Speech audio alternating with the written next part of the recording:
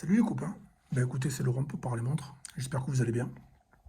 Donc je profite de ma petite pause café pour vous faire une petite vidéo sur ma collection actuelle parce que voilà, j'arrive à un stade où je me dis, allez, la collection, elle est presque terminée. Vous voyez, c'est déjà pas mal.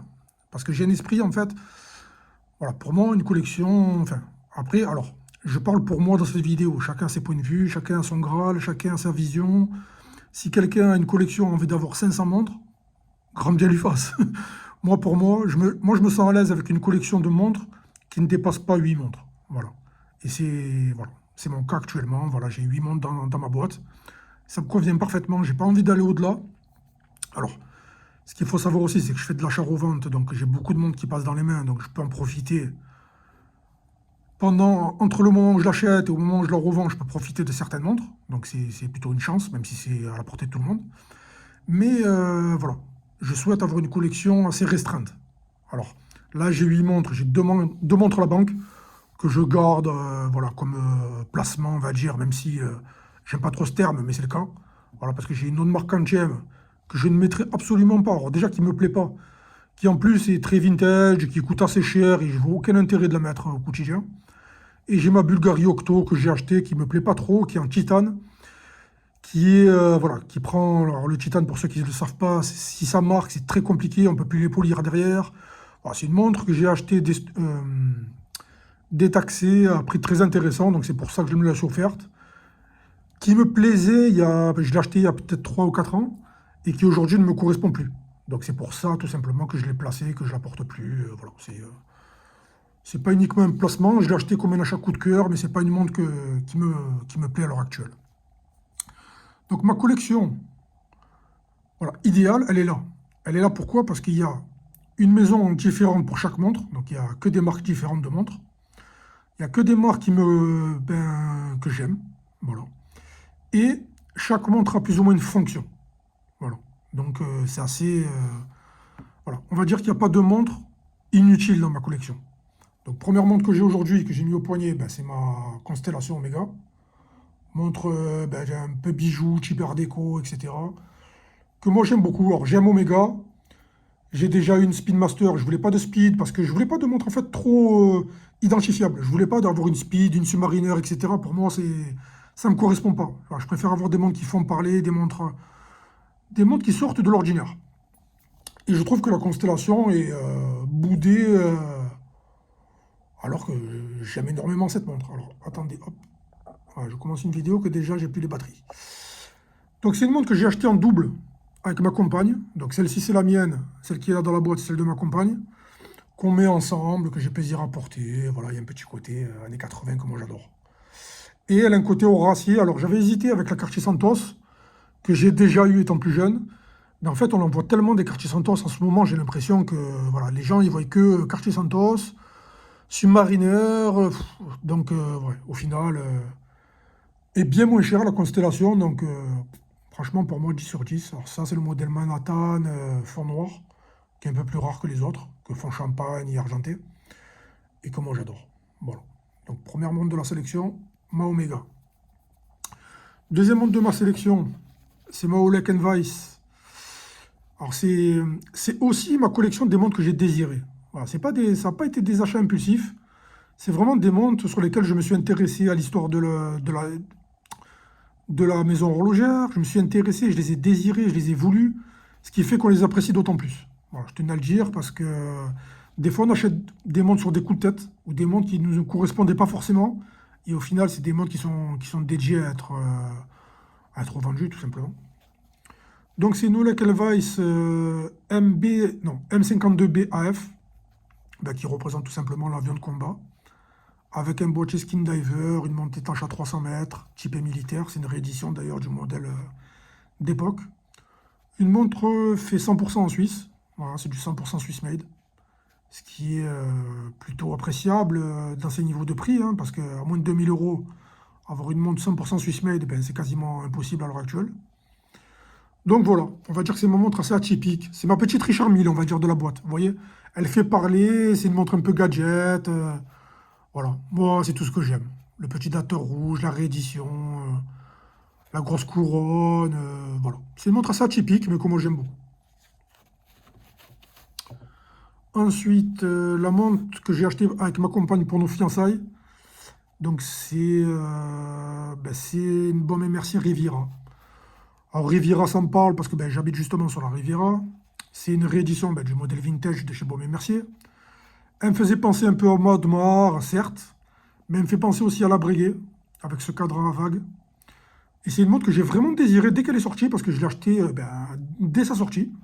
Je la trouvais canon. Alors, à l'heure actuelle, je la porte beaucoup moins parce qu'elle est. Bon, c'est un 42 mm. Alors, même si elle a le bracelet intégré, c'est quand même un gros diamètre. Ce que j'apprécie moins à l'heure actuelle, parce que je suis vraiment typé vintage. Mais voilà, elle est gravée derrière à l'histoire de moi et ma femme. Voilà, c'est une montre que je prends toujours plaisir à porter en vacances, l'été et autres. Mais si à l'heure actuelle, je devais passer 3 500 euros, j'achèterais plus cette montre. Mais ça reste ma montre, je l'ai désirée, et il faut l'accepter. Voilà, parce qu'elle est gravée, je la garderai, parce qu'elle marque un temps, tout simplement. C'est un peu comme cette montre, ma Mont Blanc. Alors c'est une montre que j'ai achetée pour mes 40 ans, enfin que ma compagne m'a offerte encore pour mes 40 ans, avec ce boîtier un petit peu Oyster. Et si j'ai voulu cette montre, c'est parce qu'elle avait un cadran saumon que j'adore, que j'adorais à l'époque, parce qu'à l'époque, très peu de maisons le faisaient justement ce cadran. Alors à l'actuel, on voit un peu tout le monde qui le fait, hein. Mais il y a 3 4 ans en arrière, c'était pas le cas. D'ailleurs, c'est un hommage à Minerva. Minerva, une des seules maisons qui proposait les cadrans en saumon dans les années 60, 50, 60. Et j'adore cette montre. Alors je l'adorais encore plus à l'époque où le diamètre me dérangeait moins parce que c'est un 40 mm. Donc montre que je porte moins. Mais ce que j'apprécie, c'est qu'elle est sortie du catalogue. C'est une montre qu'on voit rarement. C'est une Mont Blanc. Voilà, c'est un peu comme Cartier. C'est typé un peu, on va dire, maison bijou, on va dire. Mais voilà, assez atypique. Puis le bracelet, j'adore. En alligator gris, comme ça, je trouve ça très beau. Voilà, donc montre que je ne rachèterai pas à l'heure actuelle non plus, mais qui marque un temps. Montre que j'ai désiré, c'est un cadeau, c'est pour mes 40 ans, donc elle fait partie de moi. Voilà, tout simplement. Ensuite, la montre que tout bon collectionneur devrait avoir, on va dire, c'est la montre NOS, donc neuf de stock d'époque, la montre vintage. La montre atypique parce que. Enfin, atypique. C'est la montre un peu. C'est ma petite pépite parce que déjà, il n'y en a aucune sur le marché mondial actuel. On peut en trouver en cadran champagne et argenté, mais en cadran noir laqué comme ça, il y en a zéro. Elle a un bracelet Gay Frère. Elle a un boîtier Zénith, un mouvement Zénith. Voilà, elle a tous les codes du diver des années 70 et elle se place très bien entre une Omega et une Rolex pour moi. Sauf que c'est ni une Rolex ni une Omega. Et alors c'est une montre que je porte pas. Voilà, c'est ma petite montre. C'est ma petite pépite que de temps en temps je sors, que j'admire, parce que j'ai pas envie de la rayer. Voilà, son bracelet est neuf. Voilà. C'est une montre que j'ai du mal à la porter. Vous voyez, tout à l'heure je vous disais que chaque montre a une fonction dans ma collection. Ça, c'est la montre un peu sport chic que je vais porter par exemple en croisière ou l'été quand je pars, enfin, quand je vais boire un verre à Cannes ou autre, on va dire, plus ou moins pour me mettre dans le contexte. Ça, c'est ma montre. Bon, je viens de l'acheter, mais ça ma montre un peu. Voilà, c'est ma montre un peu atypique quand j'ai envie de faire parler, qu'est-ce que c'est et autres. Ça, c'est ma montre de plage. Voilà, ma montre plaisir de plage. Ça, c'est ma montre à tout faire. Que je mets vraiment quand je sais pas quoi, quand je vais avoir une journée un peu compliquée ou en randonnée, quand je fais de la plongée sous-marine ou autre. C'est vraiment la montre que je porte en tout temps. Ça, c'est ma Vulcain que j'adore, hein. Je sais même plus si je l'ai présenté parce qu'en fait, juste avant de faire cette vidéo, mon téléphone il a coupé, enfin bref. Donc je reviens dessus, mais je vous l'ai déjà présenté, hein. Vulcain, marque maison que j'aime beaucoup, via la Vulcain Cricket, monde des présidents. Voilà, c'est une réédition du modèle d'époque, elle a une patine folle. Pour moi, c'est le plus beau skin diver actuel. Voilà.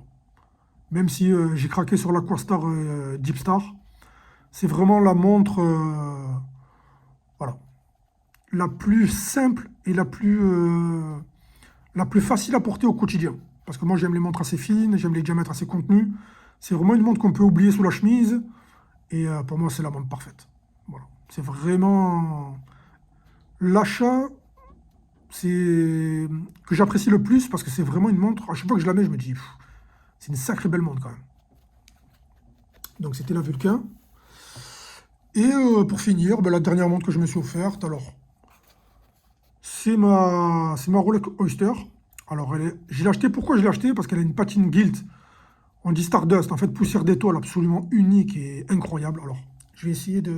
Parce que là, la lumière, elle ne rend pas hommage. Vous voyez, elle a une patine un peu or. Vraiment, on dirait une poussière d'étoile dessus. Et ben, déjà, c'est ce qui fait ben, sa valeur. Et ce qui fait ben, son côté unique. Moi, j'aime bien les montres un peu... J'adore les patines tropicales, voilà, toutes les montres un peu qui ont ben, un côté pièce unique. Alors, Rolex. Alors, excusez-moi, j'ai ma fille qui m'appelle. Hop, je raccroche. J'espère que la vidéo n'a pas coupé. Euh, donc, elle a un côté pièce unique. Voilà, ben, c'est la montre. On va dire que je voulais quand même avoir une Rolex dans ma collection. Alors, pourquoi? Ben, parce que je suis quand même passionné des montres. Rolex, ça me parle. La Submariner, c'est une montre que j'ai adorée. Même si, à l'heure actuelle... Alors, je pourrais me racheter une Submariner bien patinée, vous voyez, d'époque. Mais je voulais une Rolex, mais pas forcément identifiable, ben, comme une Sub ou une Pepsi. Et je voulais pas forcément une professionnelle. Donc j'étais parti un peu sur une Datejust ou ce type de montre. Et quand je suis tombé sur celle-là, ben, écoutez, c'est l'occasion qui a fait que. Hein. Voilà, montre de 1969 en 34 mm. Avec une patine, eh ben, je vous la remontre encore une fois. Hein, c'est vraiment une patine. Quand on l'a au poignet, au soleil, franchement, moi, c'est tout ce que j'aime. Voilà. Donc voilà l'étendue de la collection. Écoutez, on va dire que ben, c'est moi. Voilà. Il y a un peu de moi dans chacune de ces montres. Je les ai désirées, je les ai voulues. Je suis pas, comme je le disais en début de vidéo, je suis pas partisan d'avoir 50 montres à la maison. Si je donne, vous voyez, 8, ça me suffit. Si vraiment je veux m'acheter une autre montre, comme la ZRC, par exemple, Grand Fond, que je souhaite, ou une Daytona, parce que la Daytona, c'est une montre que je vais m'offrir, que j'ai jamais eue et que je souhaite, donc je me l'offrirai. Il faudra que je fasse sortir une montre de la boîte. Voilà. Je suis pas du type... même si celle-là, par exemple, c'était pas prévu, j'avais quand même mis une place, je savais que j'allais m'acheter une montre, donc je me la suis offerte. Mais là, maintenant, si je devais acheter une autre montre, eh ben, je sortirais une montre dont j'ai pas nécessairement besoin. Ces deux montres, c'est sûrement celle que j'aime le moins à l'heure actuelle, mais c'est celle que je vais garder, c'est sûr. Celle-ci, je la garde également, parce qu'elle est unique. Celle-ci, c'est sûrement une montre, même si je l'ai désirée, même si elle est atypique et autres, je m'en séparerai sûrement. Celle-ci, c'est quand même ma montre à tout faire, que j'aime beaucoup, et puis elle est canon, même si c'est une glycine, alors certains aiment, d'autres moins, mais ça reste une maison avec une histoire. Voilà, elle a un prix qui est raisonnable pour la qualité de finition, elle marche super bien, elle allume de fou. C'est vraiment, pour une montre du quotidien à tout faire, je trouve cette montre canon. Elle a un petit côté sub, elle a un petit côté explorer. Franchement, pour moi, c'est un 10 sur 10 cette montre. Et puis en plus, ça me ferait chier de la vendre parce que moi, je l'ai payé comme un gros pigeon à son prix fort et maintenant, elle est soldée. Donc, la vendre, pourquoi faire? Ouais, c'est... Mes montres, moi, je joue au Monopoly avec les montres. Toutes les montres que j'ai, bon, mis à part les cadeaux de ma femme ou celle-ci où j'ai dû sortir de l'argent cash, c'est pratiquement, c'est que du Monopoly, ça a été que l'issue de l'achat-revente et du bénéfice d'autres montres. Vous voyez, par exemple, en croisière, alors, cette année, en début d'année, j'ai acheté une Longines que j'ai payé 1800 euros, qui en fait 3002 en boutique. Je l'ai acheté, j'ai fait un bénéfice dessus, un bon bénéfice. Avec le bénéfice, j'ai eu cette montre, gratuite. Donc en fait, cette montre, elle m'a rien coûté. C'est ça aussi le plaisir de faire de l'achat-revente. C'est que je peux me dire, j'avais hésité à me l'acheter au départ, j'ai hésité, j'ai pris celle-là, mais au final, vous voyez, j'ai réussi à avoir une montre que vraiment j'ai voulu, hein, et bien gratuitement. Voilà. Le simple fruit de l'achat-revente. Et ça, c'est cool. Vous voyez, je fais souvent alors, je suis sur liste hein, chez Rolex, chez pratiquement tous les AD de la Côte d'Azur. Donc, j'achète beaucoup d'Oyster parce que c'est les montres ben, qui vendent le plus, hein, qui vous vendent le plus. Et bon, c'est sûr, quand c'était la folie des Rolex Tiffany, j'en ai eu deux, je les ai vendus 13 000, je les ai payés 6 000. Donc, les culbutes, elles sont grandes. Donc, et comme je suis fan de montres, avec les culbutes, justement, eh ben, on peut se faire plaisir. Et moi, voilà, ce côté... honnêtement, sortir 20 000 euros de ma poche pour m'acheter une Daytona, ça me ferait chier. Voilà. Alors même si l'argent, il n'est pas jeté, ça reste quand même de l'argent placé et autres, mettre 20 000 euros dans une montre, même si j'ai eu de très belles montres, comme une Blancpain et autres, il y a un côté déraisonnable qui moi me dérange. J'ai quand même la valeur de l'argent. Voilà, je suis pas né avec une cuillère en or dans la bouche, et j'ai pas envie d'aller chercher tous les jours mes montres au coffre, et j'ai pas envie de faire de l'accumulation et autres. Et pour moi, au bout d'un moment, il faut être raisonnable. Vous voyez, l'étendue de cette collection, il doit y avoir un peu plus de 20 000 euros. Ouais, même bien plus, je pense. Donc j'aurais pu avoir, par exemple, deux très belles montres que tout le monde connaît, que tout le monde reconnaît, mais non, c'est pas moi. Je préfère avoir des montres un peu plus niches, des montres que je fais vivre, que je mets au quotidien, même si mes subs, etc., je les porte, hein. Et même si j'habite dans le sud, voilà, certains ont peur de porter leurs montres. J'entends beaucoup à Paris, à ceci, à cela. Bon, mes montres, je les porte, il n'y a personne qui vient me dire, t'as quoi au poignet, hein. Mais bon. Mais c'est vrai quand même que ça reste toujours un risque. Voilà, pour les gens qui ont une cinquantaine de montres, alors j'imagine, hein, les gens qui ont 100 montres à la maison, il n'y a que des Rolex et autres, avoir 500 000 euros ou 400 000 euros de montres qui dorment dans un placard, ouais, c'est sûr que quand vous partez en vacances, vous ne devez pas être bien, tu vois. Et c'est pas vraiment une mentalité que j'ai envie d'avoir. Ou des soucis plutôt que j'ai envie d'avoir. Si j'ai envie vraiment d'investir, j'achète de l'or, j'achète des biens immobiliers, c'est pas les montres voilà, qui me feront avoir un patrimoine extraordinaire en tout cas. En tout cas, c'est ma vision. Vous voyez, j'ai jamais eu autant de belles montres, enfin, de montres chères, quand j'étais pas passionné de montres, c'est-à-dire dans ma jeunesse, j'ai 43 ans, mais quand j'avais 30 ans, je portais Rolex et autres, c'était des montres qui valaient un certain prix, et j'étais pas du tout passionné, j'aimais juste avoir une belle montre au poignet, voilà, pour le côté social, le côté... Mais ce qu'il faut retenir, c'est que quand j'avais 30 ans, une Submariner, ça coûtait 5 000 euros, hein, ça coûtait pas 11 000, et ça se revendait pas 13, 14 ou 15 000 euros. Mais voilà, c'est à l'heure actuelle, ça fait 5 ans à peu près, 5-6 ans que je fais de l'achat-revente et que je suis vraiment passionné de montres. Eh ben, je prends autant de plaisir à avoir des montres à 300 euros comme des montres à 3000, 4000 ou autre. Pour moi, une montre, ça reste une montre. Peu importe la montre, tant qu'elle vous apporte du plaisir et du bonheur, c'est l'essentiel. Voilà. Et c'est pour ça que je me tourne de plus en plus vers le vintage, parce que le vintage, il peut vous apporter des choses extraordinaires. Par exemple, une Omega Speedmaster en vintage, vous la touchez à 2000-2500 euros. Maintenant, vous allez l'acheter en boutique, vous allez la payer quasiment 9000 euros. Ça fait pas sens. Une Speedmaster, ça reste une Speedmaster, je suis désolé, hein. Et en plus, des fois, en vintage, elles sont un peu plus séduisantes. Donc pourquoi je vais aller en boutique dépenser 8000 alors que je peux l'avoir à 2000? Mais bon, tout ça, c'est un débat sans fin. Là, aujourd'hui, c'était ma collection. Je pense que la vidéo a duré assez longtemps. Mais tout ça pour dire que voilà, il faut pas acheter de montres au-dessus de ses moyens, il faut rester raisonnable. Tout de même, ça reste des montres. Et tout ça pour dire que quand on s'intéresse vraiment, quand on aime vraiment les montres, par exemple, il n'y a pas longtemps, j'ai vendu une Enicar que j'ai avec une patine sublime et une Eberhardt absolument magnifique. C'est des montres que j'ai vendues moins de 500 euros. Et c'est des montres que j'ai eu du mal à vendre parce que je les adorais. Vous voyez? Et, et c'est des montres que quand je les ai reçues, j'étais autant ébahi, limite, par leur patine, leur histoire et leur état par rapport à leur année, que par exemple, quand j'ai reçu cette montre, j'étais tout aussi content. Donc c'est pas... voilà, faut pas comparer passion, prix... Enfin bref, je pense que vous m'avez compris. Donc voilà les copains, écoutez, c'était Laurent. Je voulais quand même présenter parce que quand j'ai rempli ma boîte, je me suis dit quand même, il y a un côté abouti. Vous voyez, j'ai tout ce que je voulais. Voilà, celle-là, je l'ai vraiment eu quand elle est sortie, je l'ai eu. Celle-là, j'ai vraiment apprécié son cadran saumon, ma compagne me l'a offerte. Celle-là, c'était vraiment la petite pépite qui sort un peu du lot. Ça, c'est la montre que j'ai en commun avec ma femme et que j'adore et qui est un peu boudée, que moi j'aime beaucoup. Le côté montre bijoux, montre biton hors acier. Ça, c'est ma petite Rolex. Voilà, c'est mon petit plaisir un peu. C'est mon petit caprice, on va dire, mais avec cette patine, je l'adore. Ça, c'est ma montre de tous les jours. C'est ma montre, voilà. Ma montre, je m'en fous, je la tape. Et pourtant, elle est dans un état parfait, hein. Je plonge avec, peu importe. Je la fais vivre, comme je fais vivre toutes mes montres, mais celle-là encore plus que les autres. Ça, c'est ma montre un peu néo-vintage, patinée que j'aime beaucoup. Et ça, c'est ma montre atypique, hein, comme je vous ai dit, c'est ma petite RM, vous voyez. Des fois, je regarde des Richard Mille à 400 000 euros, mais je me dis rien justifie le prix. Et voilà. Vous voyez, tout ça pour avoir une montre atypique. Et là, j'ai ma montre atypique à 2000 euros, quoi. Enfin, à moins de 2000 euros. Voilà.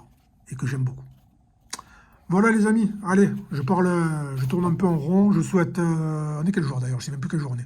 Lundi. Je souhaite ouais, on est bien lundi, ouais. Voilà, les amis. Allez, je vous souhaite une bonne fin de soirée, parce que je vais sûrement poster la vidéo vers 18 h. Et je vous dis à très bientôt. Allez, bye bye.